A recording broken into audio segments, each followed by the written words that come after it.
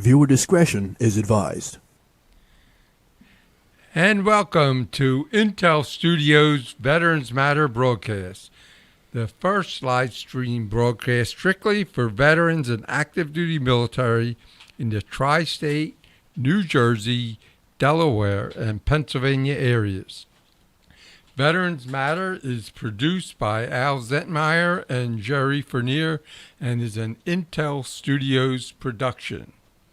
And now, live from our studio in Northfield, New Jersey, your host, Veterans Advocate, Mike Merlino. Thank you. Sometimes I feel just like, what's the guy's name that comes on in the afternoon? Maury. Is that on? Okay. All right.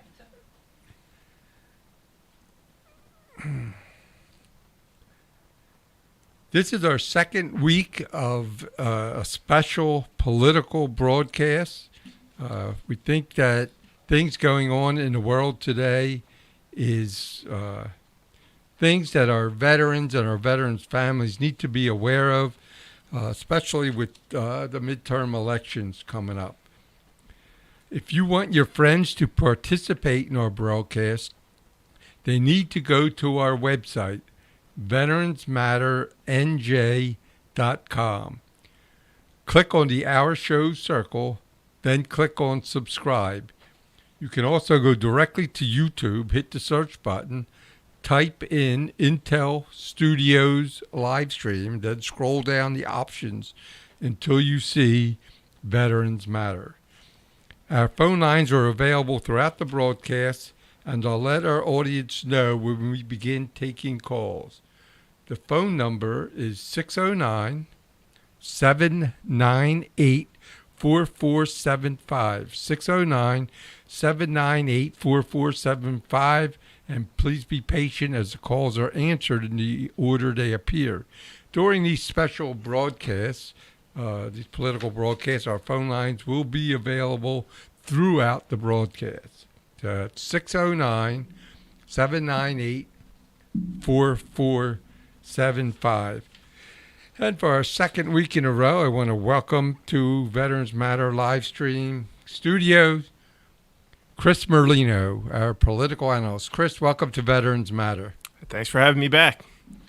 Yeah, it was a very interesting show last week, and I don't know if it's because this particular administration that we have, that we're dealing with, it just seems like there's so much that we could talk about.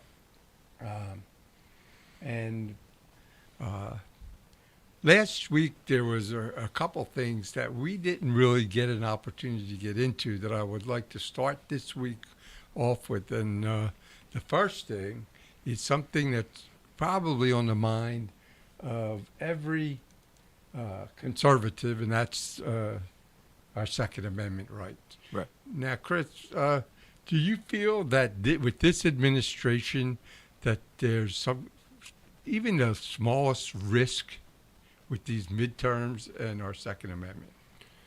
Well, I think that Joe Biden is a anti-gun president. I think that the left in general has been after the Second Amendment for decades. And so there's always a risk, and I think that the biggest risk right now is that in addition to their general agenda of attacking Second Amendment, free speech, just whatever it is, you name it, they've also gotten to the point where they are doing away with, and they're showing a willingness to do away with our political system, the norms, the things that have made our system what it is. So more and more, the Congress is putting off their responsibilities to write laws and pass legislation, and they are essentially, rather than take a position, they're allowing the president to write executive orders, and then, as long as they're in the same party, for example, when Obama was in office, he had the Congress, and they just basically rubber stamped anything he did. They didn't push back on things he did. The only opposition that you have these days to a president is getting your party to take over control of Congress. That's where the Republicans really need to win, and I think they're going to win at least moderately big. They're going to take over the House, and at least they can try to do some oversight enforcement. But Biden's made it clear he's an anti-gun president, and he will write executive orders, and we're going to be fighting in the courts for the next couple of years, I think. No question about it. Now, when a president signs an executive order and someone wants to fight it, of course, it would be the Republicans in the House or Senate, right? I mean, Well, it depends on what you're talking about. If Second Amendment. if the president writes an executive order, and you have to first be affected by it directly. So if he writes an executive order, I can't just wake up in the morning, go find a lawyer, and take him to court. Until I'm affected, the court will take a look first at whether or not I have standing to file a lawsuit. So the first thing that has to happen is he has to write an executive order. Let's just say that something extreme, requiring every American with an AR-15 to turn it in. Okay, now just him writing an executive order doesn't affect you yet, but what happens is somebody's going to come around and enforce that, and once those enforcement mechanisms start, that's when you're going to see pushback and lawsuits and stuff. But once that executive order signed, do you have to abide by it, or can you wait for it to go through the court process? That's the part that's scary. Right. So, executive orders are not laws per se. They have the force of law, meaning that the government can take that and try to enforce it. Now, something like that would be messy. It would be a very serious constitutional crisis, because that he's going directly against a Second Amendment. He's going against Supreme Court rulings. The Supreme Court's been pretty clear over the years, particularly in recent years, over individual rights. And so that's an extreme case, writing an executive order outlawing or banning a specific type of gun. My guess is he'll go about it a little bit, maybe take more smaller steps and try to put the onus on businesses, just start to crack down on the availability of them. He'll go after the manufacturers. He'll try to make it possible to sue the gun manufacturers. I've seen that in a few states. So those are going to be very serious. They're going to eventually start making their way through the courts. Somebody's going to file a lawsuit, and then eventually that'll have to play out. It'll play out over time. It'll take a while, but eventually the Supreme Court's going to have to rule on that. Could it be someone like the NRA that would, or does it have to be an individual? Well, the NRA is an advocacy group. Think of them as like a political committee. They're just a large group of gun owners, so they may be involved in a support way, but it would have to be, you are suing because your rights have been affected. If you're in say California, and you're a gun manufacturer, and somebody decides to sue, that person is suing the gun company. Now, the gun company is the person who's appealing decisions and going up and eventually getting in front of the Supreme Court. It's going to eventually be those same two, the person who sues and the gun company who's being sued are going to be in front of the Supreme Court, and they're going to have to, and you'll have groups, advocacy groups on both sides writing briefs and submitting, but they are not the ones who are being sued, and they're not the ones who are doing the suing. So it has to actually be affected parties. That's how that's going to work. And there's going to be a lot of that going on over the next several years, I think. I think that as the left starts to institute these policies, and that has a lot bigger implications than just for gun manufacturers, because if If you're allowed to sue a gun manufacturer for somebody misusing your product and committing an illegal act, breaking the law by using your product, I would think that would open up the same kind of lawsuits to, a car company. If I take a Ford and I go crash it into your to a crowd of people, couldn't all of the definitely the Ford's fault. Right. I mean, couldn't the families of those people and any survivors of that couldn't they sue? Wouldn't that be the same thing? I'm taking a product, using it wrong, breaking the law, causing damage, hurting people, killing people. It's the same thing. I mean, so there's no way it's constitutional to do that, and to single out one industry is also unconstitutional. So it's definitely going to be a problem. But I think that I think that's why it's important. It's why it's important to get these judges in place. This is the legacy. If Trump never runs again and never gets elected again, his judicial success in getting judges in place, getting the Supreme Court, at least in the short term, locked down, at least somewhat conservative, I think is going to be the one thing that stands right in the way of it all. Well, I wanted to just go over a couple of things because of the comments you made. First, and it's 2 weeks in a row, you've made this statement, and it's depressing.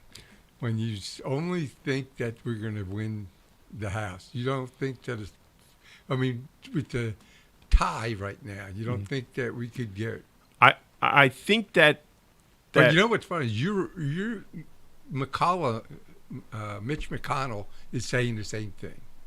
He doesn't believe we'll win the Senate, but he does believe we'll win the House. That's odd to me. The House is a different. The House, for whatever reason, you're running in smaller districts, so there were a lot of districts that, because of the anger, whatever it was that caused people to vote for Democrats 2 years ago, that caused a little bit of a wave against the Republicans. The Republicans lost the presidency. It makes sense they didn't do as well in the down ballots. Right. They only lost the Senate, in my opinion, because of how Trump acted after the election. If he would have rallied in Georgia, I think we win. The Republicans win both those seats, or at least one of them. But what's the difference right now between the House and the Senate is there is a red wave. You can see the tide shifting, and presidents with this low of an approval, he's at historic low approval rating right now, and there's no end in sight. You just don't win when your party is in power and you have an economy like this, gas prices like this, a war in Ukraine, utter failure pulling out of Afghanistan. Just all of there's nothing for them to hang their hat on. There's nothing to run on other than against Trump, who's not on the ballot and may not even run in 2024. And so the House is something that, I think they always expected to take the House back. I think they're going to take the House back huge. Now the difference in the Senate is the Republicans did have a chance to easily take back the Senate, but they have run some weak candidates. And so now the races are a lot tighter. So now, rather than it being a 60-40 chance for the Republicans to win, they're now 50-50, or maybe not even that. It might not even be that good. I think there's going to be a lot of close races, and when all shakes out, maybe they do take it over. But I think it's way more in doubt than it should be. Now, McConnell also mentioned that he thinks 2024 to have a good chance. So that's the other reason. So McConnell's thinking just electorally, right? This year is a tough year anyway for Republicans, just because of what seats are being defended. The Republicans are actually defending more seats And so some of the toss-up seats that we're talking about are Republicans trying to defend their seats. There's a half a dozen that are blue seats, that are Democrat seats, that the Republicans are trying to take, that they should be able to take and are probably not going to get all of them. So, or maybe any of them. So it's just 50-50. We could end up right here at the same in the same situation, or it could get even worse in the Senate if some of these weak candidates, if none of them win. Now, I just saw on the news today, Chris Christie came out and said that he believes that there's going to be 4 Republicans vying for the presidency. He said Trump, Pence. There was one for some reason I can't remember who it was. It was not DeSantis. Trump, Pence, and Cruz, he mentioned. I forget the other one was Skelton or something like that. A weird name that I didn't even know who he was talking about.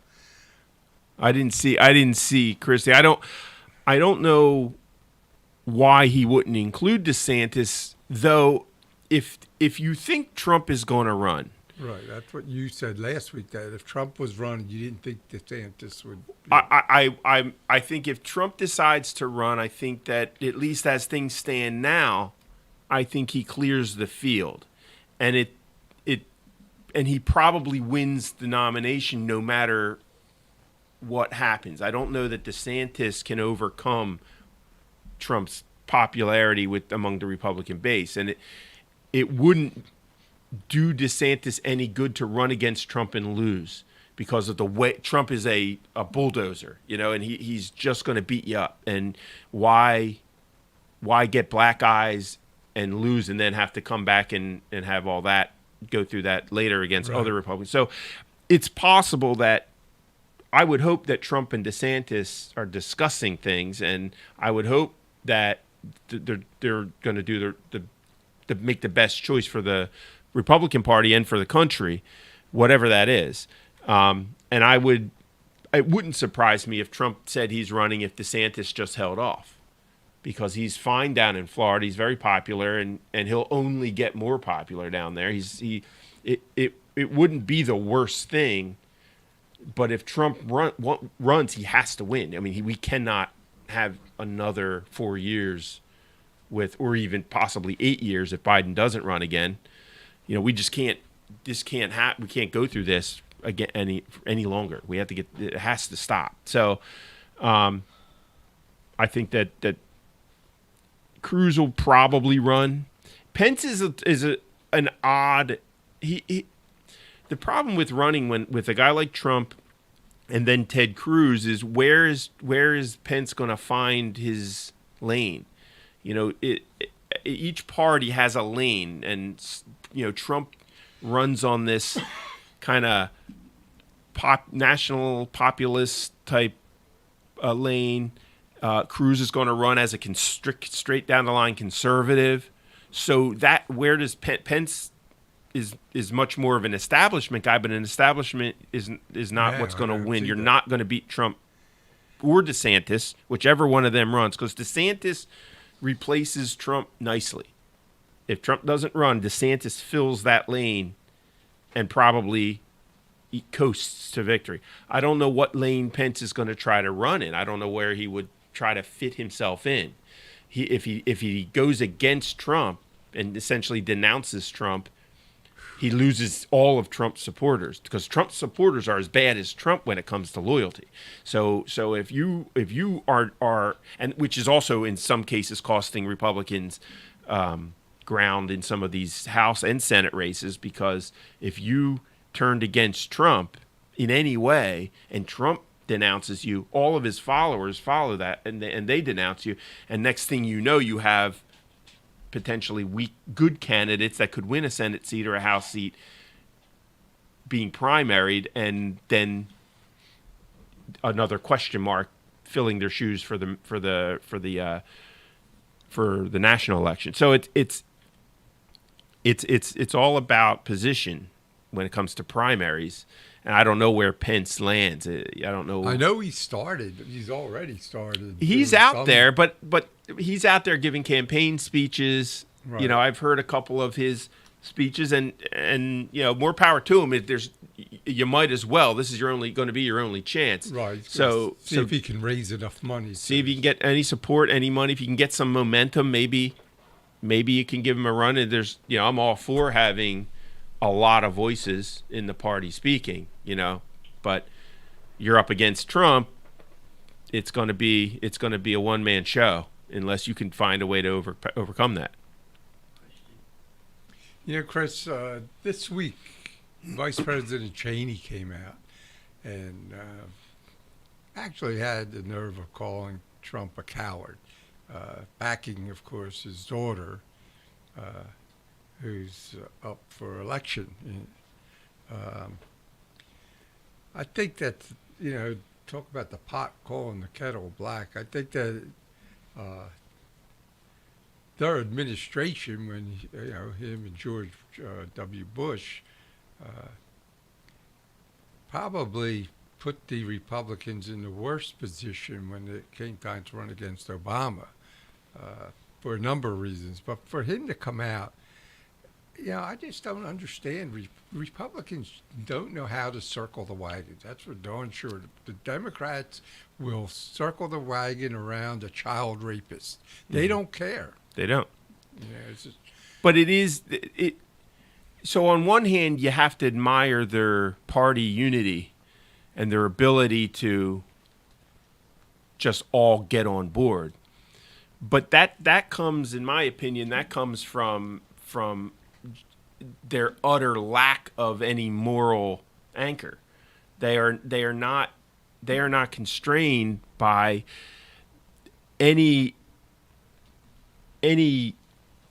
sense of morality. So whatever it takes to get that agenda passed, they don't care if that means that they're going to support mutilating children and giving kids, you know, cross-sex hormones at age 8 or 10 or whatever. They're going to support doctors chopping off body parts of children before they turn 18. I mean, just the most insidious things. They're in the advancement of their overall agenda. They don't care that you're paying high gas prices. They don't care that energy costs are up, that inflation is up. They only care about advancing their agenda, and whatever it takes, then they're okay with it. Chris, we're going to take a couple-minute break, catch our breath here, and we're going to play this song in respect to September 11th. Will be here in another month, so go ahead, producer.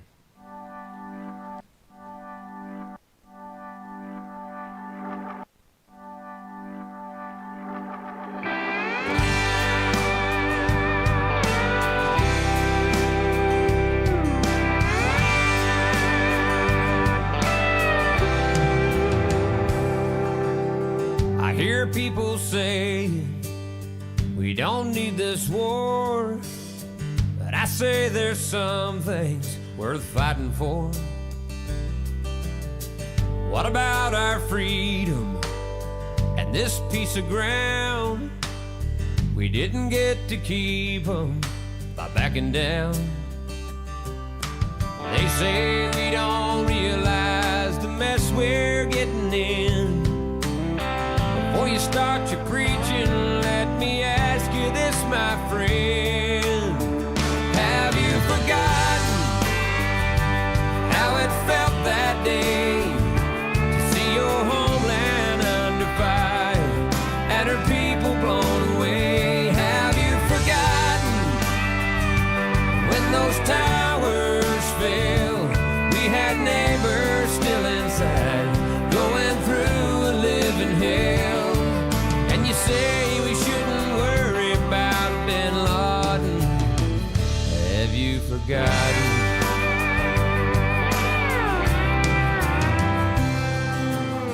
They took all the footage off my TV.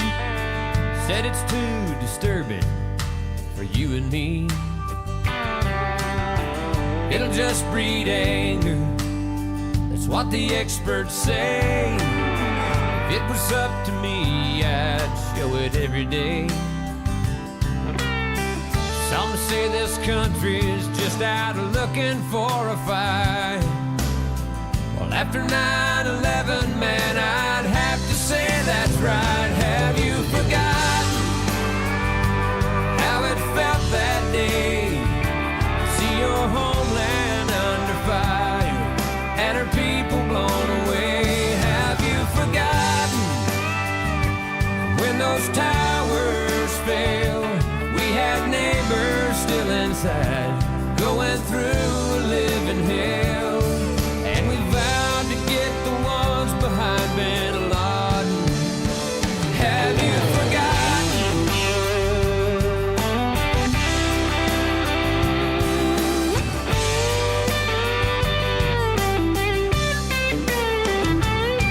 I've been there with the soldiers who've gone away to war. And you can bet that they remember just what they're fighting for. Have you forgotten all the people killed?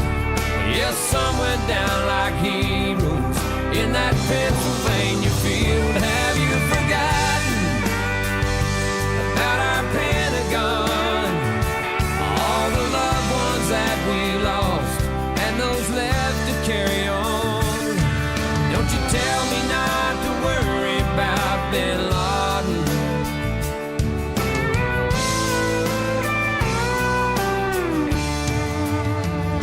Have you forgotten? Have you forgotten? Have you forgotten?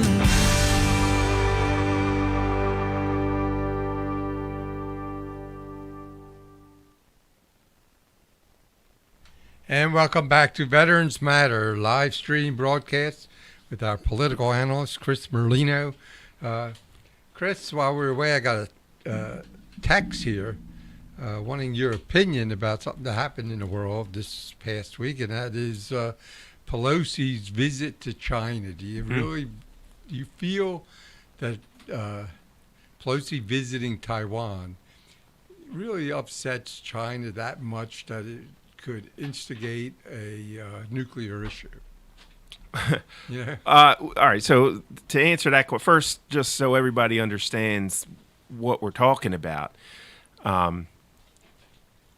Taiwan used to be. There was a point where Taiwan was part of China, and I'm not sure if it was World War II when they split off. It was in that somewhere. I'm not real familiar with the exact history, but at some point, Taiwan declared its independence, and ever since, China has insisted that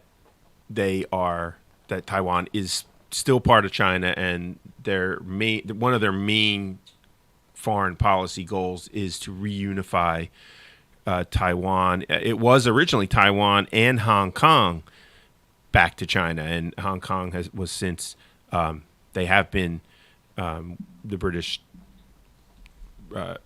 left Hong Kong, and Hong Kong did reunify with China. So now China has its sights set on Taiwan. It has huge implications because Taiwan has a large foothold in world manufacturing. Right now, the big thing is semiconductors, those the parts for the technology that basically run automobiles and so much more. They are the world's number one producer of those, and so that's one thing. If China ever got a hold of Taiwan and took it back over, they would control that, and that would really affect the Western world, because we're not equipped at this point to produce those on our own. So anyway, that's the basic landscape.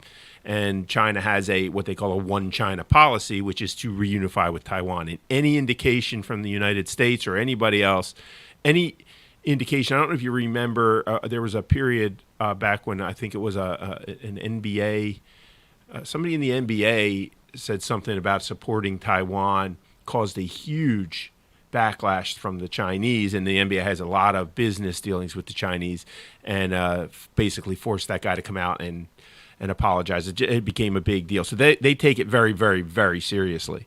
And so there has not been a Speaker of the House visit Taiwan since I think Newt Gingrich in the 90s is what I believe was the last time.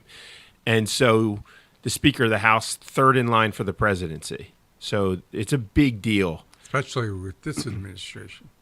Yeah, exactly. So it's a big deal. And so, as far as I'm concerned, I mean, the Speaker of the House should be allowed to visit wherever she wants to go. I mean, I don't know why she went. They never gave any reason or rationale for the trip. To instigate trouble. It could be, but it created an odd situation. I will get to China, but it created an odd situation here because to travel to Taiwan officially is a form of recognizing Taiwan. It was the same argument you could make for when Trump started dealing with North Korea directly and taking a trip there. You legitimize their sovereignty. Their yes. sovereignty, exactly. And so to do that at Taiwan, and China knows what it means, and so yes, I think there is some form of provocation there. But the bizarre thing is that it's not like she did that while Trump was president and put Trump in a tough spot. She's putting her own party's president in a tough spot. And the White House started backtracking on her trip and saying that, if this does not indicate America recognizing Taiwan, they basically, were pleading with the Chinese not to be mad at us.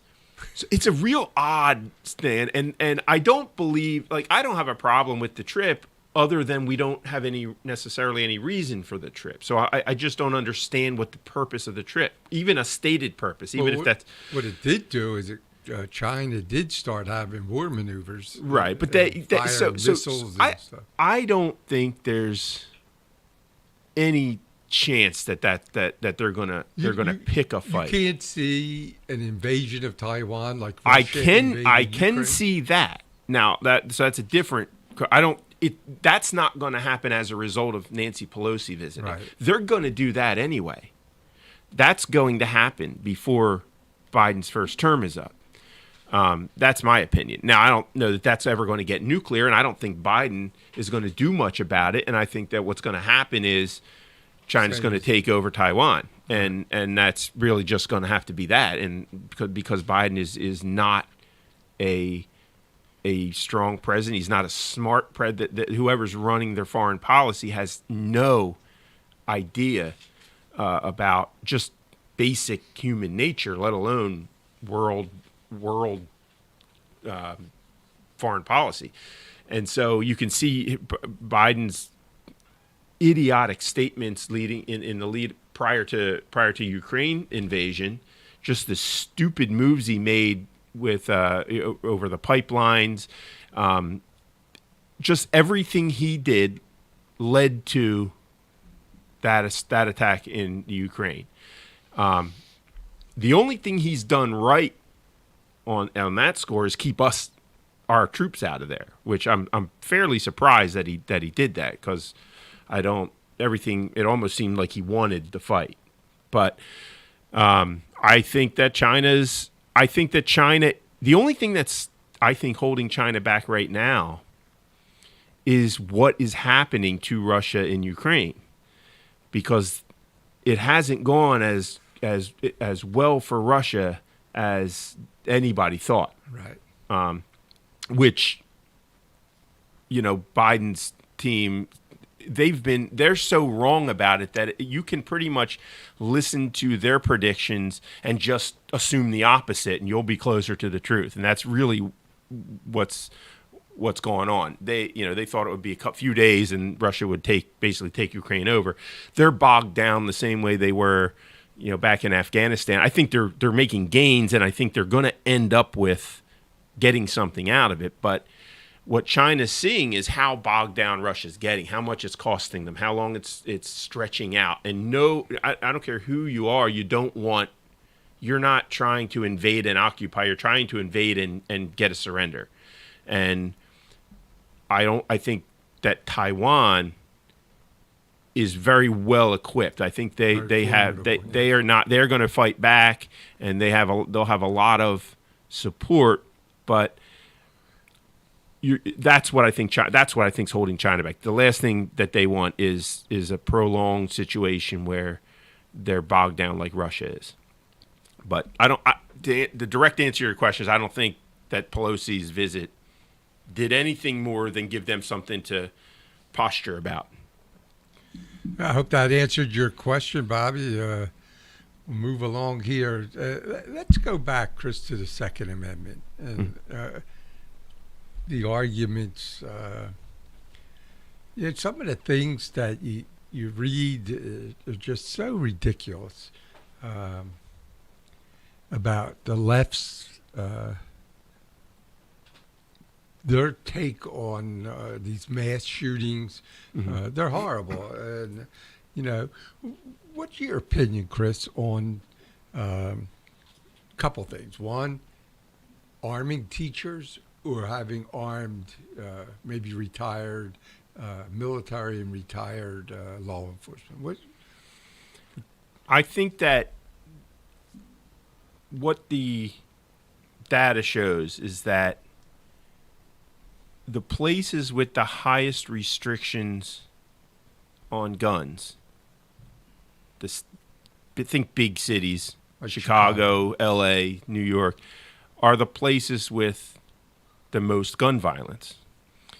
And if you think about places within those cities, but anywhere, like schools, churches, movie theaters, clubs, those are all places that have very little or no security.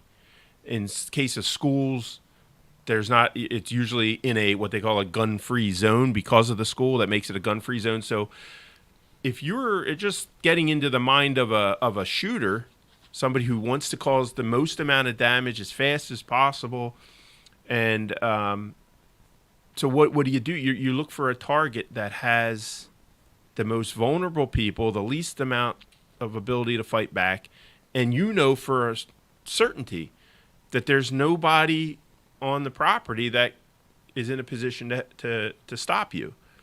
So it's obvious, and it's not the only reason why schools are chosen. These kids, a lot of time, it's a kid that might have bullying, yeah. and there are reasons when you get to the point where you're going to kill as many people as you can and then kill yourself, and so your first lash out is usually going to be your family, which a lot of these guys kill somebody in their family on their way to go to the school, and then they go to a school, people that they know or whatever, and then they do what they do. So it makes sense to, if you're going to throw money at the problem, which is what our political system really is, you have a problem, let's dedicate money to it. And I think the best way to spend that money is having armed people in your school. And so whether that means, I think ideally is you would go out and you would hire ex-cops, ex-military, people that are trained in the use of weapons, trained on how to handle another person with a gun, those kind of things, trained just in general in law enforcement, so that they would also be able to work with law enforcement and whoever's responding. But people that are willing to put themselves in between kids and a shooter. And, you can't even, we've had some disappointments, with the good guy with the gun theory, guys that are just not doing their job, cops not going in when they have the opportunity, even on-site security down in Florida, not going in, running away. So, these people are rare, people that are willing to stand between you and a gun. But I think they're out there, and I think that they'd be willing, instead of taking a job, greeting people at Walmart, just for something to do, or working at the Home Depot. You find Night so many of watchman these or guys. something, Yeah, you're looking for something to do in your retirement just to make a little extra money. That's a pretty worthy thing to do, and you're qualified. So we're not even talking about arming teachers. I mean, I don't even know that you have to do that. I think there's arguments on both sides of that. I'm not against it. I think that you should be allowed as a teacher, if you're as an American citizen, you should be allowed to carry a gun. And I think that you should be allowed to have it on your person if you're a teacher. And I don't know that I would make that my first policy as far as like, we're going to arm our teachers. I don't know that every teacher would want to be armed. And you'd have to have training and so forth. But if I'm a shooter and there's a possibility that a teacher might be armed, and I don't know who may or may not have a gun, and I go charging in there shooting people, any one of these teachers could have a gun. So I think having it be a possibility is at least in part a deterrent. But I think the first step would be actual armed security that have the training. But sure, I mean, every layer that you can throw on there, if you have armed security and teachers are allowed to have a gun, and maybe you require a certain level of training, I'd be open to anything. If I'm on the school board or in the state legislature, I'm open to anything that makes sense, that'll work. And notice that all of those possibilities that I mentioned, none of them require a law being passed to take guns away from a person like you and me that are law-abiding. It all targets preventing the bad guys from getting in. So, I think that there are solutions and nothing's 100%. You're still going to have mistakes made. You're still going to have horrible situations, but you'll stop a lot of killing just by having a couple of guys with guns in their hips. Yeah. I mean, to me, it makes so much sense. I think that all students should have to pass through metal detectors. Yeah. I mean, so that's fine. I don't know that the problem typically is a student getting into the school with a gun, because first of all, you have to man the metal detectors. And if you're intent on coming in and shooting people, a lot of times you're coming in later after school's already in session. You're not really passing through the metal detectors, and you're just walking in. So there is an argument to be made for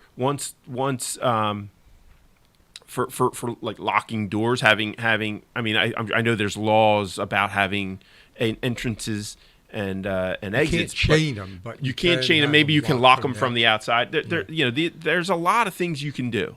A lot of things you can do that will funnel the shooter to a single entrance point where he'll be faced with people that are ready to fight back. Yeah, if you don't have an armed individual, then you really shortchange your system. You don't have a system. There is no system. Police are not. Their job is not to defend schools. Their job is to respond to an emergency, right. So no matter how fast you are on the phone call to 911, 2-3 minutes is enough to kill 100 people if the guy's got his act together and he's really seriously shooting. I mean, you can do a lot of damage in a matter of seconds, and typically it's more like minutes. There's very rarely, I think, a police response that's going to be inside a couple of minutes. And if a guy gets in there and starts shooting, it just gets really bad really fast, and you need to have people on site that are able to, or at the very least, the threat of it, the possibility of it, that'll slow the shooter down a little bit, So, yeah, that is the frustrating thing too, is that every time you do have a situation like that, the same thing happens in Washington. You've got the politicians screaming for sensible gun policies. You got the hosts of The View losing their minds that Republicans won't fix the problem. And you got Democrat politicians raising money on the backs of these situations, all the while decrying that the Republicans won't pass, won't do anything to save lives. Chris, I got a text here from Johnny from Linwood. Wants to know if we feel that parents should be held accountable for the deeds of their children. I think he's mainly referring to Uvalde, where the parents were aware of the mental issues and still going out and buying this kid a gun, stuff like that. I think it makes sense at some point. I think that yes, it makes sense to have, but a lot of these are like you said. There was failures prior to the shooting, so one of the things we've done. This gets a little bit away from the question, but I'll come back to it. One of the things we've done in the last, I guess, 50 years in this country is we've done away with committing the mentally ill who are dangerous to themselves and dangerous to others to institutions. And we've decided that it's, we're stomping on their rights by forcing them to take medication that would maybe alleviate their mental illness, by putting them in an institution when they won't do it. We've done away with all that, and now you've got a couple things. You've got the homeless situation, which is growing out of control. A lot of that's mental illness. That's not, by the way, in my opinion, that's not compassionate to let people just live on the streets in squalor. And then you've got these young people that are being raised, and there's nothing really to be done. So what is a parent going to do if they say, look, my kid is mentally ill? There's not a whole lot that they can do other than to report it. But even upon reporting it, there's not a whole lot that can be done. Now, yes, I think if they're aware of a mental illness, that this kid is violent and unstable, and they go out and they buy him a gun, yeah, I think that there's certainly, you should be able to look at that and say, you contributed, right? You are an accomplice, whatever the legal word is. I think that that's at least a fair. It's a fair thing for the police and the prosecutors to look at. You investigate these things and you find out what contributed to it. And if the parents bought a gun for a mentally ill child that they were aware of, of course, I think it's fair. Now, just to charge the parents because the kid did what he did, again, I think it's got to be a case by case basis. It's got to be a narrow focus, and we got to do it without forgetting that the parents weren't the ones that pulled the trigger. So you're not charging the parents for what the kid did. You're charging the parents for what they did, which would be in some cases maybe buying a gun for a kid or letting a kid have it. Some type of negligence. Right. Kids, and living in your house under 18, you have the power to take the gun away, to lock the gun up, for him not to have one of those dangerous weapon in your house. So yes. And I think in a lot of states there are laws like that. I know up here in Jersey, somebody gets a hold of your gun and goes and commits a crime with it, they're looking at you too. So that might be something that some of the southern states that have the more open gun laws may need to look at. But again, it's about focusing on the crime and what would have stopped that crime. And it's not banning guns from, not keeping me from buying Chris, them.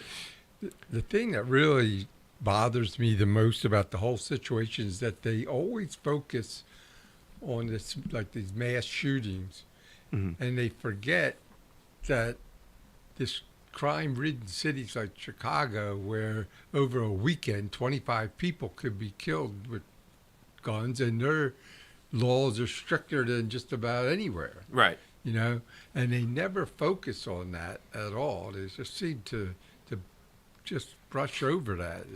Right, because it's less about stopping gun violence and more about disarming everybody. So they don't really care, because if you really wanted to stop gun violence, you would send in whether it be the National Guard, or you'd specialize teams within the police departments to get a handle on the gun violence in these cities, and you don't see any effort to do that. It just gets worse and worse. The shootings get more and more violent and more often, and the murder rates just go up.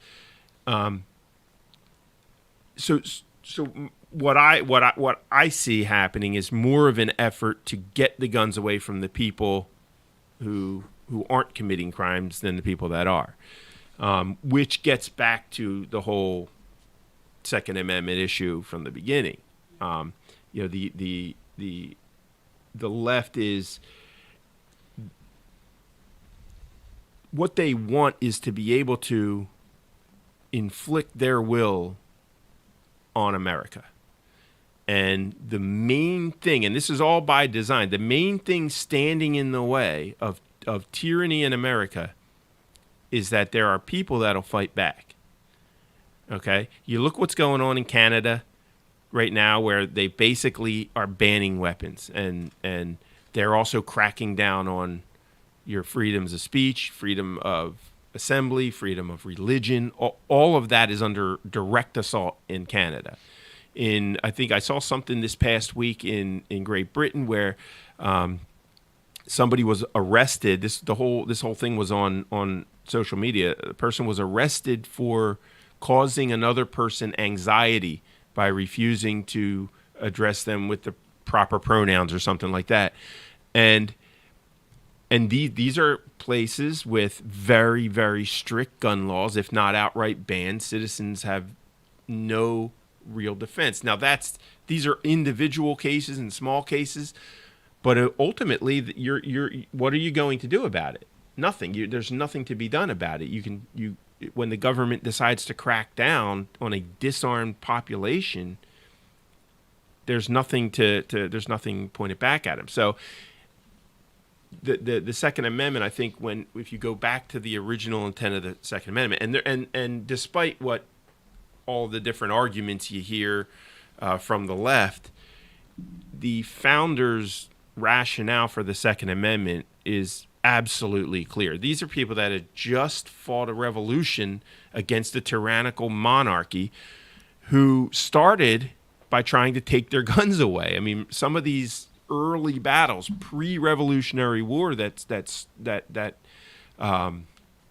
essentially triggered the British response to send their army, was over the British trying to secure the arsenals.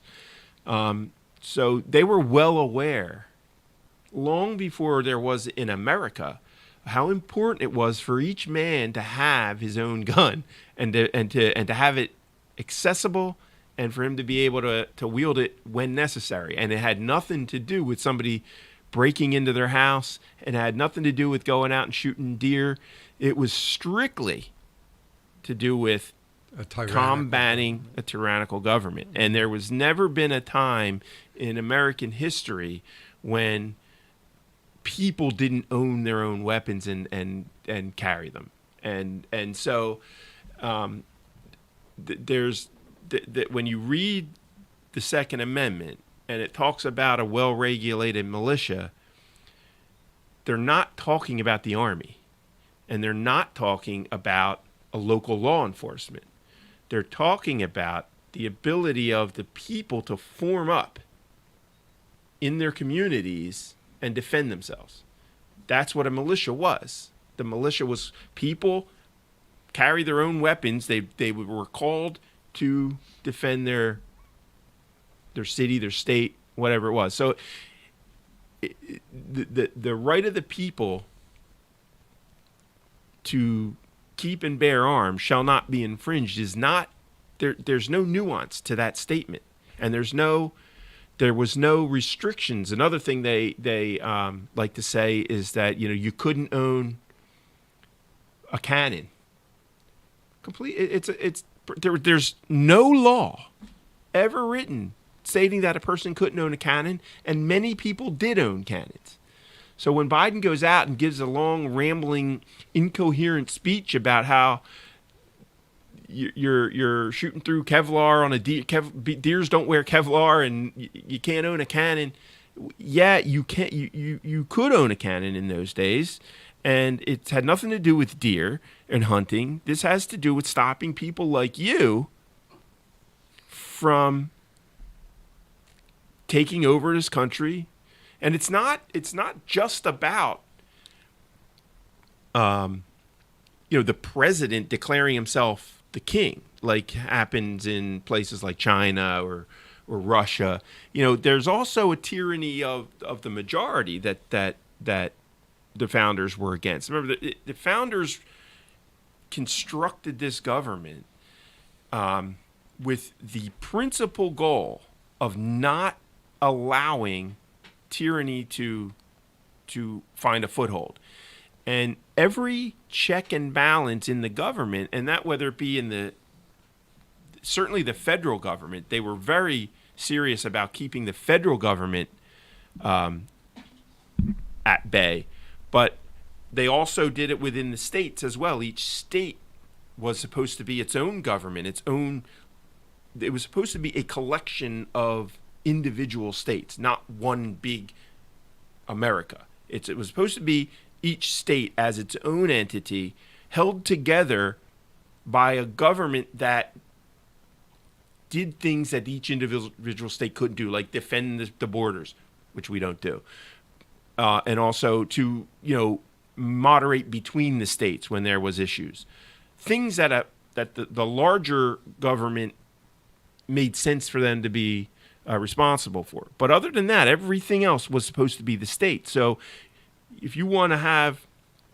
live a certain way, say in South Carolina, you were supposed to be able to do that, and people that wanted to live the way you wanted to live would go there. As long as you didn't form a law that was against the Constitution. Correct? Right. As long as you didn't.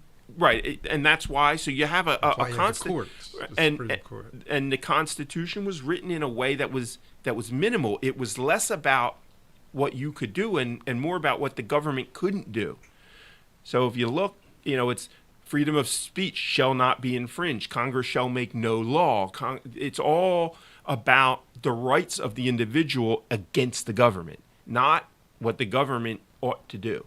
That was not what the Constitution was for, where it did give the government power, it was limited, it was specific. It was the government has the right to have a standing army, right to conduct war, the right to conduct interstate commerce or things like that. But it was not about dipping your hand into each individual state and saying, no, we don't like that up here in New York. You down in Florida, you can't do that. That's the opposite of what it was. And they also knew that it was possible for people to the people to build a power base and try to inflict their will on the rest of the nation. It's kind of what's happening now, where the population centers, have a lot of people in New York, a lot of people in LA, a lot of people in Chicago. If we were just a strict democracy, you would have no rights at all. The left would own would basically own every election and be able to dictate their will from their high palaces in these isolated areas, and the rest of us would have to just do what they said. But the founders knew that was a possibility as well. So you can get tyranny from both directions. You can get tyranny from a monarchy type situation. You can get tyranny from the majority. And the brilliance of our government is that it protects against all of it. And that's why we're still here, even under direct assault. So, Second Amendment is a big part of that because that's like the last line of defense. Once you lose your guns, the rest of the Constitution doesn't really matter because unless, once you get the Army to start doing what you want, which, by the way, they're doing, the Army is starting to go woke with they've got their people in position. The institutions are all under assault, and they're winning. Right. And it was awful under Obama. I mean, our Navy was at its weakest it had ever been. It's pretty close today to be at them levels. Yeah. And it's a shame that, that there's a ruling party that's content to see America weak, right, on the world stage. And it's by design. By that, though, it's global. They're trying. What they want is a one world kind of globalist government and what they want. Would Russia and China allow that without them being well? The leaders? They would. I think that for now, the globalists would settle for all of the West to right. be. I mean, they would at this point. That's what they would try. What they want, and these are people that are not. They're the billionaire class, the elites, the political class, the media, Hollywood. They would love to sit atop a one kind of world so-called democracy. It wouldn't really be a democracy, but it would be. They'd give it the appearance of something like that. They'd let you vote on things, but more than not, it would be them telling us how to live our lives, controlling what light bulbs you have, what cars you drive, how high you can turn your thermostat up, or how low you can turn it down, when you can use water, how many gallons you can flush in your toilet at a time, how many sheets of toilet paper you can use when you go to the bathroom. I mean, just every little minute detail of your life would be under control, and they'd tax you when they didn't like what you're doing. They'd put you in jail when you said things they don't like. I mean, that's a real thing, and it really is happening in the West right now. We're watching it happen. You're looking at it happen, and you look at what's going on in Australia through COVID. What happened in New Zealand during COVID, Britain with like I just mentioned in Britain, Canada. I mean, it is a frightening thing how close we're coming to some serious totalitarian rule. Now, Chris, when you talk about one world government and things like that, now you're also talking about biblical prophecy, correct? I mean, well, I mean that I mean, yes, that's in the Bible. I don't know that. It's a revelation. It's a little bit difficult to say what that would look like, but sure. I mean, every generation has seen the end times in their society. I'm not going there. I'm just saying that is their stated goal. There is a group of globalists, guys like Carl Schwab and people like that. The people that meet in Davos every year and talk about the different ways that they can take over the world. Pat themselves on the backs of all the brilliant technology, artificial intelligence, all of that, and ways that they can monitor us and convince us that what they want is the best way. They want a society, under their thumb. So we're going to take a short break, and we'll be back to Veterans Matter in just a moment.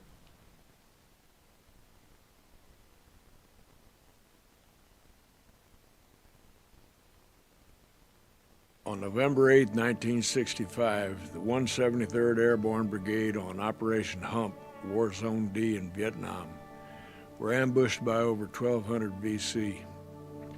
48 American soldiers lost their lives. Severely wounded and risking his own life, Lawrence Joel, a medic, was the first living black man since the Spanish-American War to receive the United States Medal of Honor for saving so many lives in the midst of battle that day. Our friend Niles Harris, retired 25 years United States Army, the guy who gave Big Kenny his top hat, was one of the wounded who lived. This song is his story. Caught in the action of kill or be killed, greater love hath no man than to lay down his life for his brother.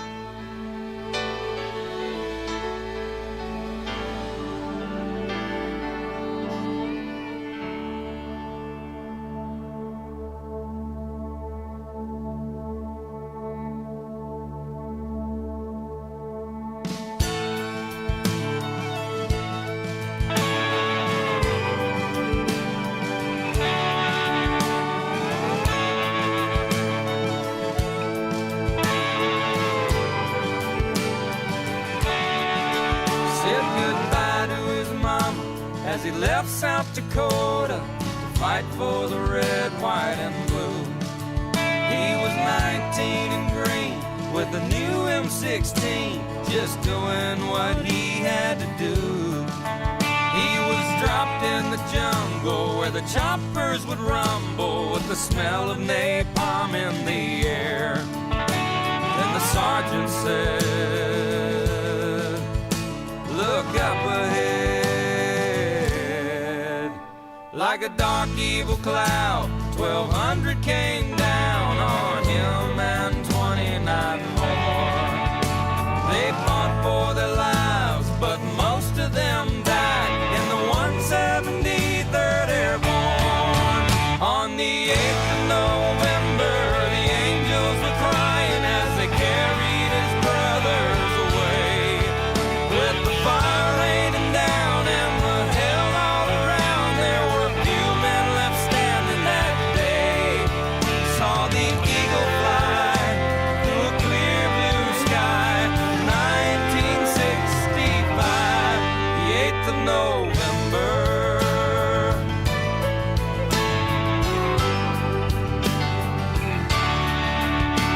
Now he's 58 and his ponytail's gray, but the battle's still blazing his head.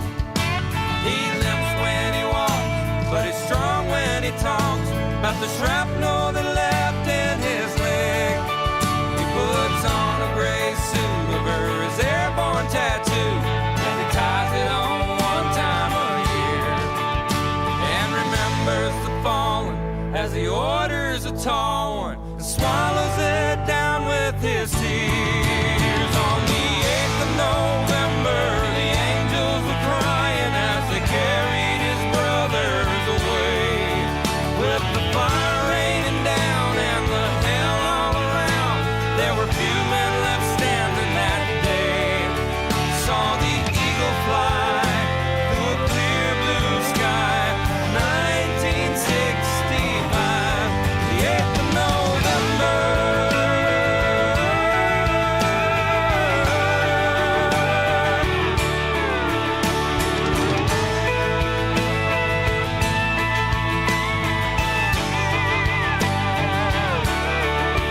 Saw the eagle fly through a clear blue sky. 1965. On the 8th of November, the angels were crying as they carried his brothers away. With the fire raining down and the hell all around, there were few men left standing that day. On the 8th of November, the angels were crying as they carried his brothers away.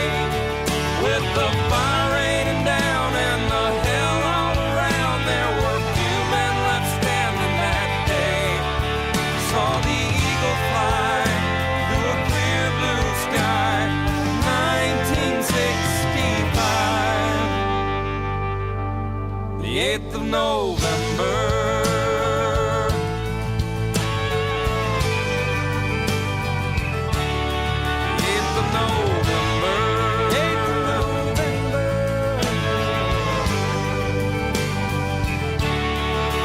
Said goodbye to his mama as he left South Dakota to fight for the red, white, and blue.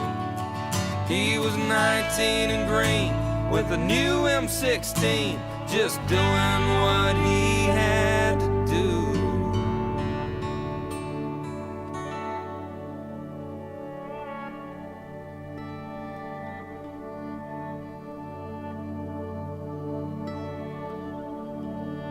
That's Big and Rich with the 8th of November, narrated in the beginning by Chris Christopherson. Great song.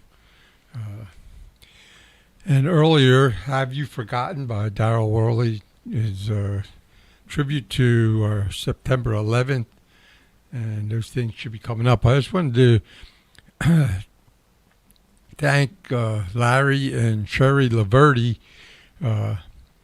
for the event today over. It started up near where the cranberry farms are, up toward I really can't think. Mayo's halfway house was where the event started, and the ride ended at JD's pub. Actually, a ride for Brian. Brian Sachs was tragically killed in a motorcycle accident a few years back, and today they honored Brian with this ride, and the funds that were raised are going to the American Legion Riders out of Post 352. The Legion Riders do so much for our local veterans, and I'm glad to see that somebody out there was willing to help them financially, and hopefully a lot of money was raised in this event. Coming up on October 9th, and I'd like to make sure we start talking about this early. We have, I believe it's a 22nd ride for the vets. The ride starts, there's a registration at Atlantic County Harley-Davidson, 10 to 11:30. And there'll be 3 or 4 places that you'll go to, pick up tickets for door prizes. It's sort of like a poker run, but there's no poker cards involved. Then you end up back at the Legion, 1st and Pennsylvania Avenue. If you don't want to participate in the ride, you can just come out and show up 1 o'clock to 5 p.m. Great food by Len Daggett and the Back Bay Barbecue. And there's always a lot going on.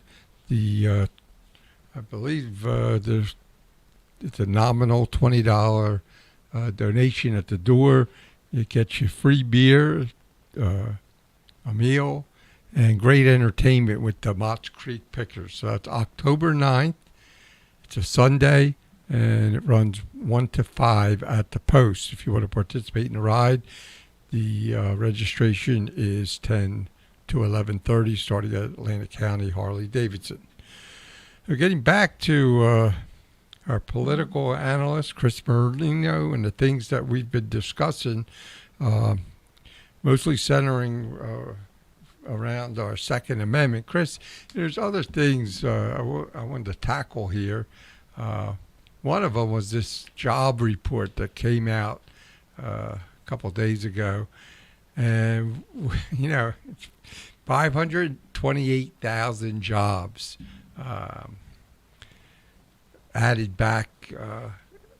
And they make it sound like it was 528,000 new jobs, where it's actually the jobs that were lost in the pandemic. Mm-hmm.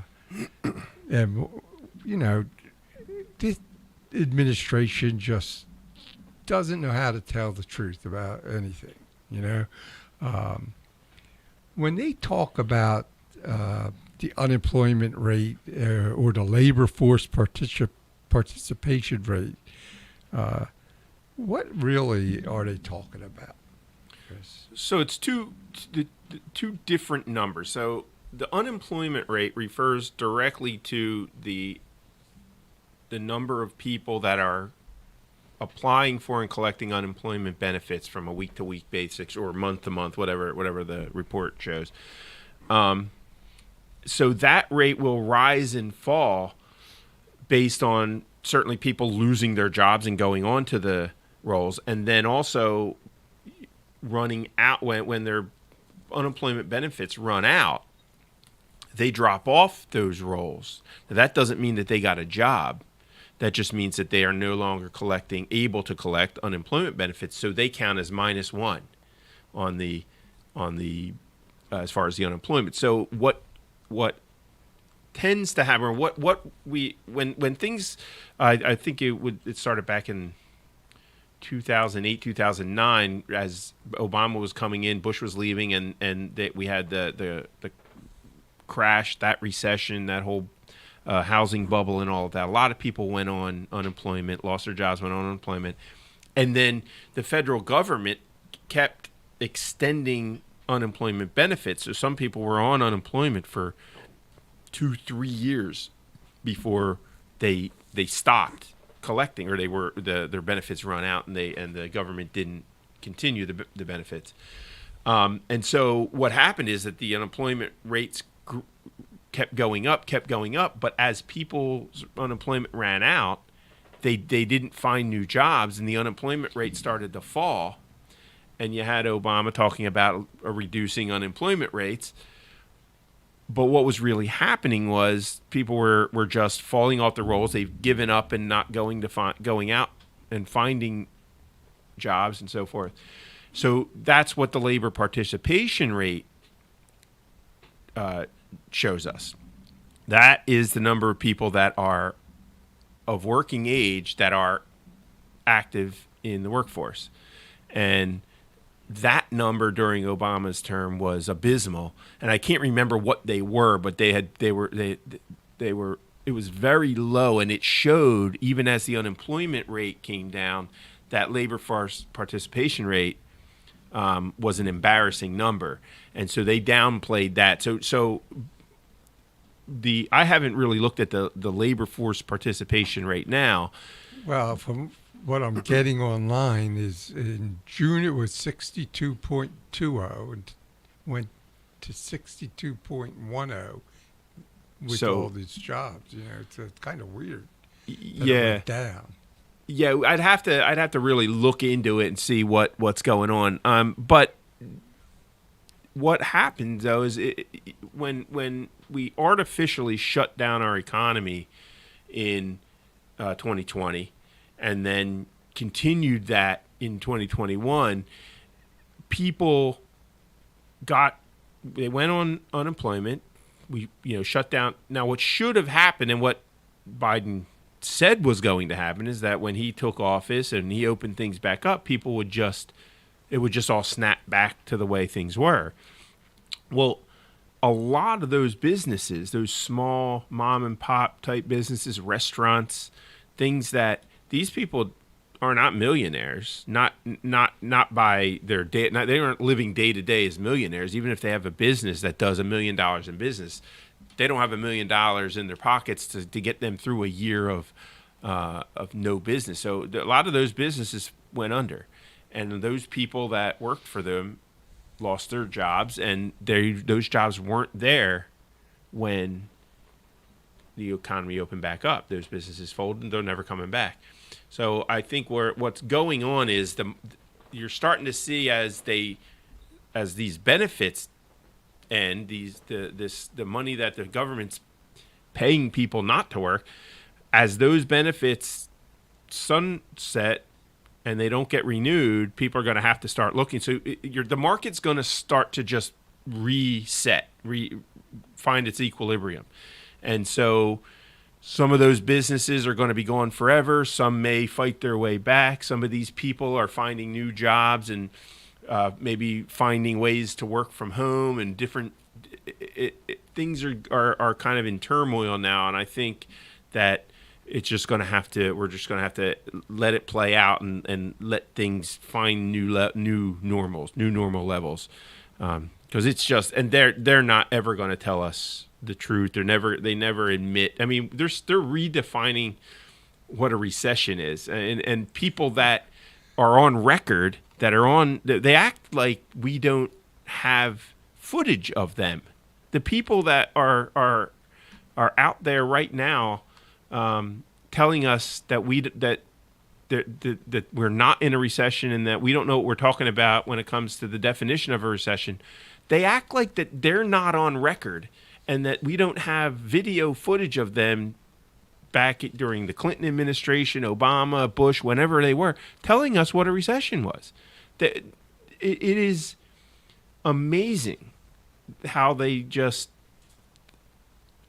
lie. They just don't seem to care that they are making fools of themselves, and that all we have to do is look for the information online. And now you have like Wikipedia they set the definition, the new definition for a recession, and then locked it so you can't go in and change it. And it's gotten to the point where it's beyond parody now. It's so absurd that places like the Babylon Bee, I don't even think they can figure out how to make fun of them anymore because they're just doing it to themselves. There's no way to be extreme. That's what's so funny about these parody sites. But it's ridiculous now. What they're doing is ridiculous now, and it's hard to make fun of them because they're so beyond it. It's so crazy that I don't know how much crazier they can be. Yeah, the sad part is that you have the left, the people on the left don't care. They really don't care to even investigate what the truth might be. And the politicians on the left don't even give a hoot what the people on the right feel. No. I mean, No. It's so separated today. It's really close. Obama's way they're almost there. If they keep the House and Senate for another 2 years, I think we're really in trouble. I would think so. I mean, because I don't know that whatever the Senate makeup is, if they're a vote or two away from just doing away with Senate rules and really just steamrolling the minority. And that is we've seen just this past week how reliable Manchin actually is in cinema. So they're not far from. I look at that, and every single Democrat could hold the party hostage, because of the way the vote is. I mean, Sinema actually fought for one thing, and that was to not include hedge fund businesses from being part of that tax package. Right. I mean, one segment. You can't make this stuff up. But one of the things I was really glad about, and the Democrats have such a hard time explaining it to people, is that they still didn't get their way with the child tax credit, which is so, to me, as a tax preparer, as an accountant, I think it's the greatest thing because they, if you happen to be in my shoes and have gone through the tax season that I just went through, where people would come in and actually thought that the child tax credit advance was a stimulus. They did not realize that what they were given last year, that $300 a month per child, that was coming off of this year's tax return. Some people actually go exempt on their W-2 in the realization that at tax time, because of the earned income credit and the child tax credit, they're going to get a big refund. Right. And they actually, this year, doing away with it, they lost half of the child tax credit, and some left here in tears. Young couples that got decent refunds ended up losing. And, it was sad because now, today, the Democrats make it look like they're taking something away from the people. And it's so untrue. It's just taking it from getting it earlier. Now it's back to normal. Right. When you file your tax return, you'll get the full child tax credit. Yeah, and I'm so glad we're done the stimulus. What a mess that did to taxes. I don't know if there's anybody out there that an accountant paying attention. 609-798-4475. I'd love to hear from you because I got to tell you, this is the worst couple years of my life. Doing tax returns and the stimulus. They said they're giving something like $79 billion to the IRS to help collect taxes. Well, there's right today 30 million tax returns behind processing. That's absurd. Here we are in August, and people still haven't got the refunds. Amended returns haven't even been looked at. You can't even get an IRS agent on the telephone.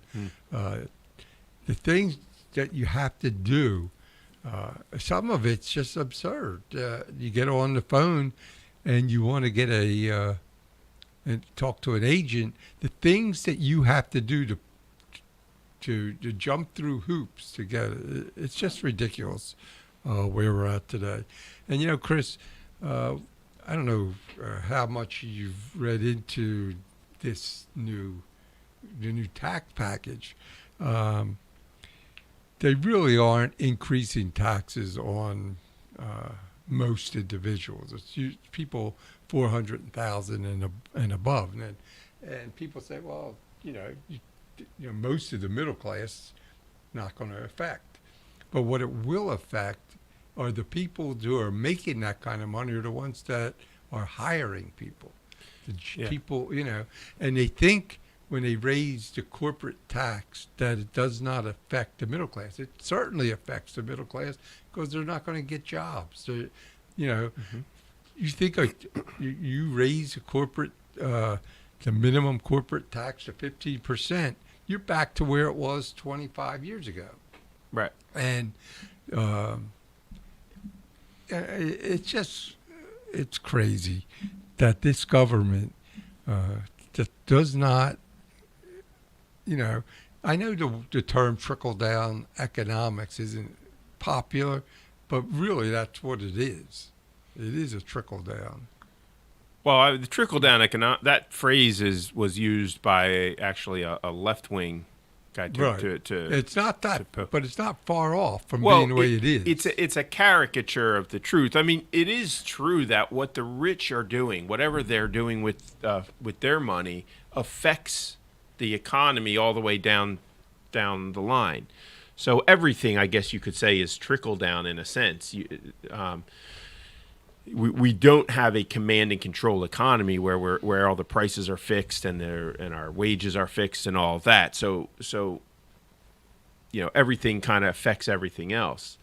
But it is an interesting policy to raise taxes, any taxes, while you're in a recession. It is going to cause absolute havoc. Absolutely. I mean, it's not just that there will be fewer jobs created, but those people tend to they stop investing, they stop growing businesses as their taxes as these more wealthy people as they have to pay higher taxes, they tend to do less. Which means that there's less activity in the market, which means, yes, fewer jobs, but also they tend to restrict, and it tends to exacerbate recession type related problems. Right. And so it is a strategy that's baffling, but it goes back to the fact that they have an agenda, and the pain that their agenda causes is not really relevant to them. And a real good example of that elitist agenda is their attitude towards like gas prices and and energy prices, their attitude of, well, it wouldn't affect you if you go out and buy an electric car. When Pete Buttigieg says it doesn't affect people that have electric cars, the gas prices, they're as though anybody can go out and buy an electric car, as if our energy grid could handle even everybody having an electric car. Like none of it makes sense, and it's all so elitist that it shows, number one, a lack of understanding of the whole picture, what electric cars in every garage would actually mean, to say nothing of the cost of them, that there are people that, even with your, a $7,000 or $10,000 subsidy, still can't afford a $60,000 car. But what it shows more than anything else is just the utter contempt they have for people below them, economically. Like just the average American who gets up every day, goes to work, and has to put gas in the car and food on the table, and has to keep the lights on in their house and the heat on or the air conditioning on. They absolutely despise Americans. And they're very clear about that. They don't even really pretend anymore that they're not your typical old school politicians who say one thing and go out and do whatever they want. They don't even say it anymore. They come right out and tell you that they don't care. This is all worth it. That's what they're saying. This is all worth it because in the end we're going to get to, we're going to get rid of fossil fuels, or we're going to do this or that. So as long as they're in power, they're going to inflict pain on the average person. I just wanted to take a moment. We mentioned Senator Sinema, and a week ago, when this first broke, the real wealthy asset managers and the private equity investors were really worried because they were on the hook for much higher taxes. And the bill was supposed to close. There was a loophole called the carried interest loophole. And you deal with a lot of investment. You may not understand that. But this allows some money managers to treat much of their earnings as capital gains. And if you know capital gains, it's a much lower rate. Mm-hmm. But it looked like they were going to be on the hook. And then Sinema comes out and she says, I'm not voting on this unless you take that out. And they did it. They actually, in one hand, they say they're going to tax the rich, and then they end up giving them this huge break. Mm-hmm. It really disgusts me, Chris, when you think about where we're at today. Are we actually in a recession? What would you, in your opinion, are we there? Well, I mean, by the actual definition, we are. But regardless of whether you're in a recession technically or not, you put whatever label you want on it. Just how you doing? That's the question. How are you? Are you doing? Are you doing well? Are you doing well in this climate? How much does it cost you to live your life compared to what it was a year ago or 2 years ago or 3 years ago? And do you feel like things are going in the right direction? I mean, that's ultimately the question. You could use scary words like recessions, depressions, but the bottom line is what's life look like for you? What is your financial life look like right now compared to times past? And that's really how you should look at it. It really doesn't matter how they define the political climate right now. It just matters what it is and what people are suffering and going through, and it's all reflected in whatever you call it. It's reflected in the polls, and the polls right now show that we have a president who is at a historic low job approval rating. You've never seen this at this point in a president's history. And this, you look at Trump, who went through 4 years of just torment from the media, from the press, from the Democrats in the House and the Senate. I mean, it was just 4 years of torment. He never got this low. I mean, so what has to happen to a president who has everybody in all the institutions on his side? How bad do you really have to be to get that to 8%, 36%? Even with all of the sycophantic media and press and support he has. It's amazing. I mean, if the press was actual legitimate press in this country, he'd probably be at 25%. Because they're good for at least 10 points. Right. Wow. That's sad. Yeah, it's a shame. And hopefully people see it for what it is and get to the polls. And it's going to be really about getting people excited to even if you're not excited about your particular candidate, if you're in a place like Arizona or Georgia and Pennsylvania where there are close contested seats where Republicans, whether or not you like that candidate, you got to get out and vote. You got to get people out and vote to get that Republican in, because one or two are going to be the difference between taking over the Senate. Let me ask you a question. When people talk about, you can have a majority in the House and the Senate. What's the difference between that and a super majority? What is the... Well, so it depends on. So in the House, everything is passed by a simple majority.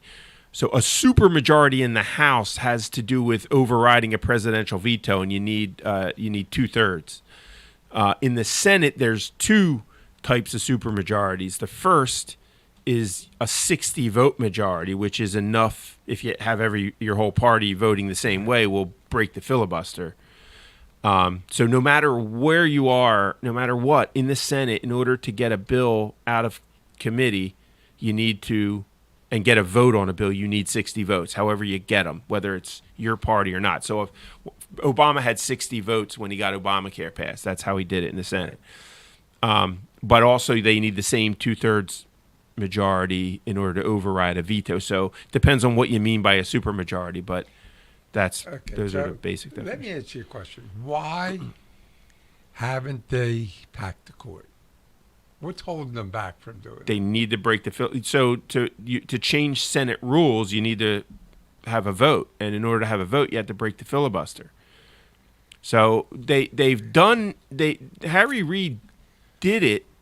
So the way what was called the nuclear option back when, I guess it was Obama, early on in Obama, when in those days you needed 60 votes to get a judicial nominee, to get a vote on a judicial nominee. And so Republicans were holding up judicial nominations. And so Harry Reid instituted what they call the nuclear option, which is they voted to, they changed the rules. And that allowed the Democrats to go straight to a simple majority vote for a judicial nominee. He did it for everything but the Supreme Court. He said, we're not going to do it for the Supreme Court. And which meant, and now McConnell had warned him, said, if you pull this, remember, you started this. And so when it came around to Donald Trump's judicial nominee and his first Supreme Court appointment, Mitch McConnell did the same thing that Harry Reid did, basically, but now did it for the Supreme Court. So now you have simple majorities to get judicial nominees passed. So they have been pushing the extremes of the base have been pushing them to do that, and Joe Manchin said he wouldn't vote for it. So if you don't have Manchin, and also Sinema too, so if you don't have both of them, you can't do it. Now, the other thing that you would hope that cooler heads would prevail, because if you pack the court, then the next time the next party gets in power, then they have no choice but to pack the court themselves. It's a very short-term thing, and then all of a sudden the court means nothing. It just becomes whoever's in power gets to, and next thing you know, you have 80 members on the Supreme Court, and then 100 members, then 200, and it just becomes a laughingstock and a joke.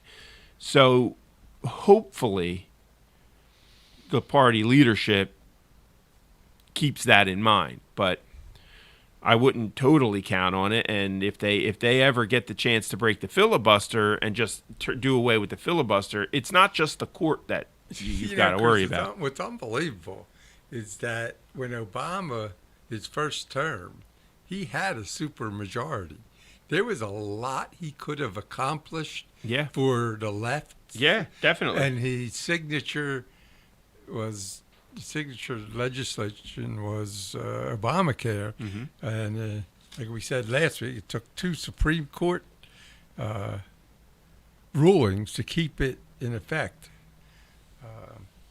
So you wonder, thinking back to that administration, whatever kept him from not going after guns? Whatever happened? Well, he tried. But you still have to get all 60 of your votes to pass, and not he every had more than 60. No, he had 60. In fact, the only reason he had 60, or in fact he only had 60, and then remember, Kennedy died. Was it Kennedy? Ted Kennedy died, and then a Republican won that seat. And so prior to him taking office, they pushed that vote through. So it was a very they got that vote through by the skin of their teeth. It was a really dirty and in my opinion there are some technical reasons why it actually wasn't legitimate, in my opinion. What's that? The vote, the way that the Constitution is written is all bills are supposed to originate in the House of Representatives. And what had happened was the Senate had voted. So typically what happens is the House writes a bill and votes on it, and then the Senate does their version, and it goes to their committees, so the House, they both do write a bill that both goes through committee, and then they go to a joint committee, and they agree on it, then the House passes it, then the Senate passes it. That's how it's supposed to work. What happened was the House had their version, and the Senate had voted on their version while Kennedy was alive. Now I remember what happened. So they had a bill passed in the Senate. Are you talking about Obamacare? Yeah. Okay. They had the bill passed in the Senate, and then Ted Kennedy died. But it had already passed the Senate. The House took the bill and they changed it. The House took their bill and set it aside because the only way they were going to get it through was to vote on the Senate bill because they didn't have the votes anymore in the Senate. So the House actually took the Senate bill, which had never gone through the House committee, voted on it, and passed it. And so technically, it's a very technical point, and it doesn't matter now, but there was an argument to be made that the bill never went through the House properly. And I'm not an expert on that kind of stuff, but I know what the wording of the Constitution is and how that's supposed to happen, and it happened in reverse. And the reason that what happened was Ted Kennedy died, and then I forget the guy's name who won that seat, but it was a big deal because that broke the 60 vote majority. It was the first thing that happened that didn't go Obama's way, and then they got swept in 2010. Yeah, that's unbelievable that a Republican won Ted Kennedy's seat. Yeah, and he ran on being the vote against Obama. He ran on an anti-Obamacare platform. I forget who that was. But it was an interesting time, and that's what led to the rise of the Tea Party, which became a political force for a while. Brown. Scott Brown, that's right. Scott Brown. Yep. Yeah, now I remember that. Yep, made a lot of waves. And that was maybe maybe a year into Obama's. Well, it would have been 2009, the end of 2009, because I think Right. Kennedy died either over the summer or early fall, something like that, and then it was late in the year that Scott August Brown won. 25th is Yeah. when 2009 is when Ted Kennedy died. There, Yeah. So that November.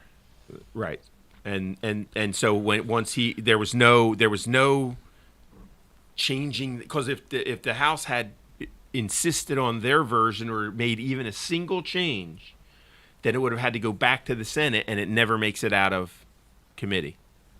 It was that razor thin, and they had to do that kind of, and they even House only passed it by like 5 or 6 votes. It And was that's why they talk about Pelosi never reading the bill. yeah, She told her people, just your vote on it, then you can read right. it. You passed the That bill, was no, it's in it. crazy. Yeah, yep. It was a wild time, and Kennedy dying really threw a wrench into it, because of now they had to pass what they had already voted on. It couldn't be changed at all.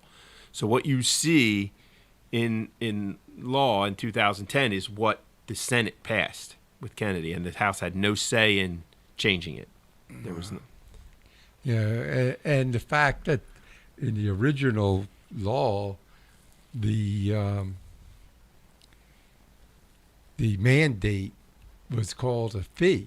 If you owed, Right. there was a fee, and that's why it went to the Supreme Court. And Robert changed He it rewrote it. to a tax. And the funny thing about the whole that whole thing, if you watch the Supreme Court footage, even throughout the whole trial at the Supreme Court, through all the arguments, the administration's position was that it was a fee. It's not a tax. They kept saying that. They repeatedly said that it was not a fee, or it was a fee, not a tax. A fee, not a tax. And but the problem is they didn't. To hold to that, Roberts would have had to rule against them.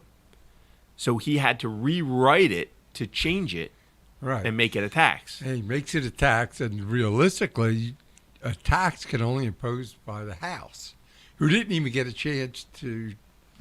That was a crazy time. Yeah, and that's where I think Roberts established himself as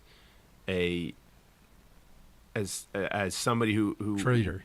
Well, I wouldn't. I mean, it's not. To me, it's not a traitor. It established him as a he's just a weak and not interested in the credibility of the court, even though he claims that that's all he's doing is fighting for the credibility of the court. He made the court a joke in that moment because of what he did, and yeah, it's a shame, but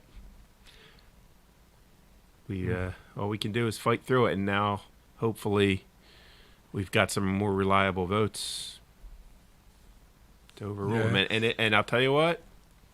As of now, getting Roe overturned. It was all worth it, whatever happens. Even if they don't, the Republicans, I'm wrong, and Roe becomes like the number one reason to get out and vote, and it was still worth it. It's still worth it. That was the most egregious law or egregious ruling that court ever made was Roe v. Wade, and having it overturned is worth any price. Now, when you look at the makeup of the Supreme Court today, would you say Alito or Clarence Thomas is the most conservative? Well, I mean, I'll take either one, but I would probably Clarence Thomas. Yeah. I think he is like 100% conservative. And if you look at the Roe, Alito wrote the majority opinion, and then Clarence Thomas wrote a concurrence, and you can see he went another step or so in a couple of, and it caused a lot of frustration on the left, and it gave them a lot of talking points. But Alito Now, he may agree with Clarence Thomas in some of those points, but he understood that the majority of the opinion had to be what it was. If it was Clarence Thomas's choice, what would have happened? Well, he would have done away with, if Clarence Thomas had his way, the court would do away with something called substantive due process, which is it's a way that to read into the Constitution things that aren't there. It's hard to explain. It's kind of like the right to privacy is a version of substantive due process. It's not in the Constitution as this is what due process is, but by reading the Constitution, you can gain this kind of this understanding that this is implied. It's an implied due process. So, to make it a practical, so you kind of understand practically, one of the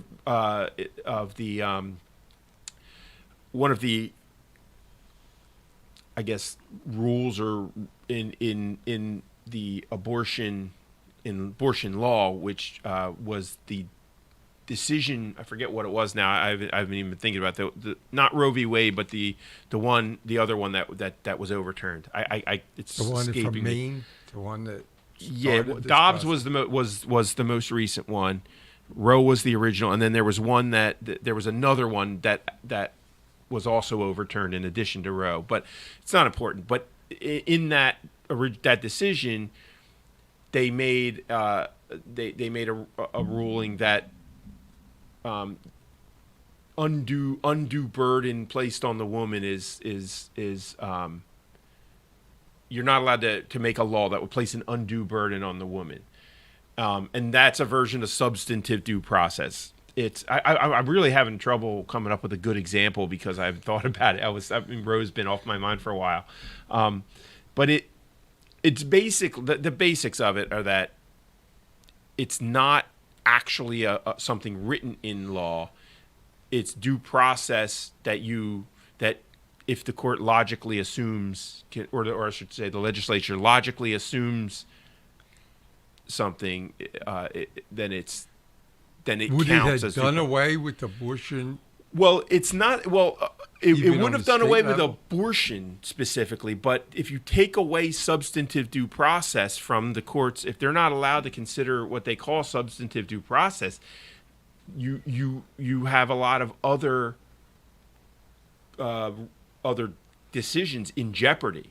So that was used to determine a number of laws, like the Get rid of, homosexual. the DOMA.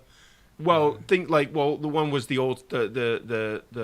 homosexual sodomy laws, the contraceptive.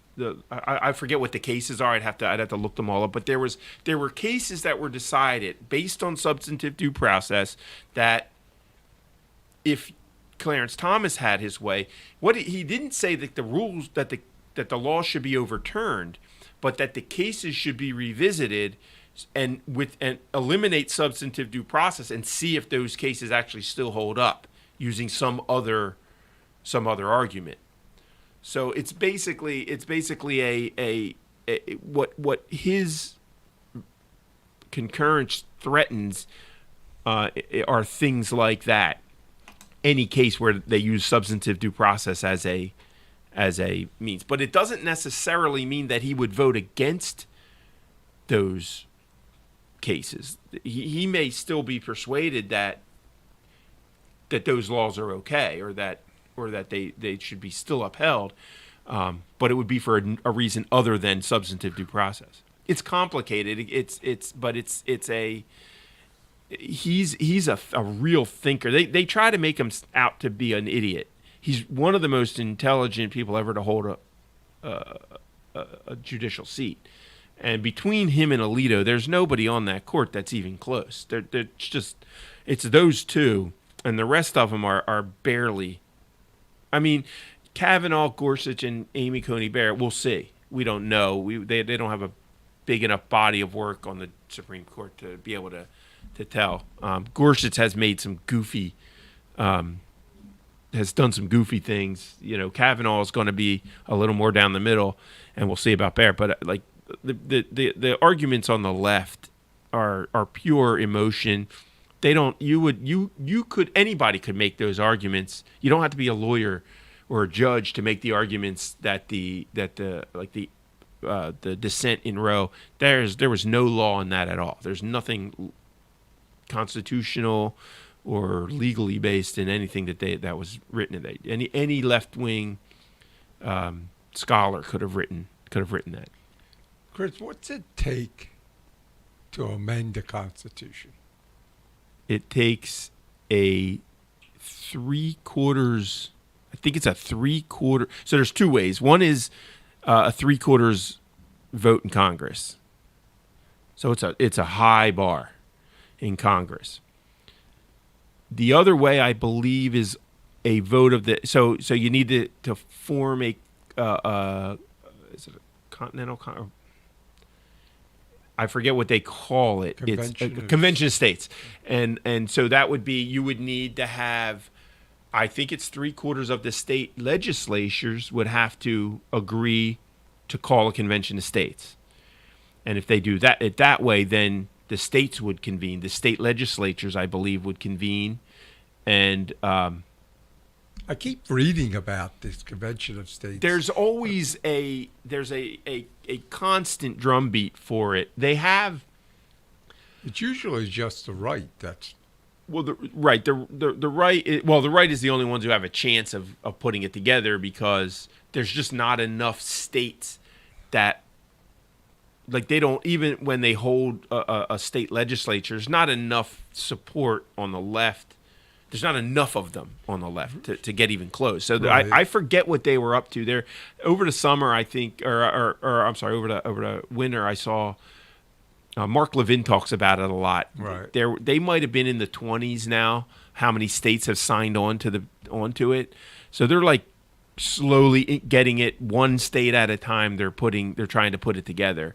But then that's just to have the convention of states. So then what are you going to talk about? And right. You got to get all of those states. You still need that many states to agree on whatever the amendments are. So I would hope that if they managed to wrangle that many and got it together, that they would address a number of issues and hopefully solve some of these problems that we have of interpretation. But yeah, it is whatever. It is not going to be easy. If you're hoping for an amendment, it's not going to solve your typical political problems. That would solve, it would have to solve a problem that the entire nation basically agrees on, and that's, I don't know what that would be to get that kind of support. Wow. So you would basically need 27 right state governments to all decide. You need 34. 34. Oh, wow. Yeah. 34. Yeah, it's. Has it ever been done? No, I don't think that. Every amendment, I think, has gone through Congress, if I'm not mistaken. That is so difficult. Now I could be wrong about that, because there wasn't always 50 states. So I don't. When they amended the Constitution originally, like to add the Bill of Rights, I don't know if that was a convention of states. I don't know if if that might have been. But I mean, in modern times, no, we've not done that.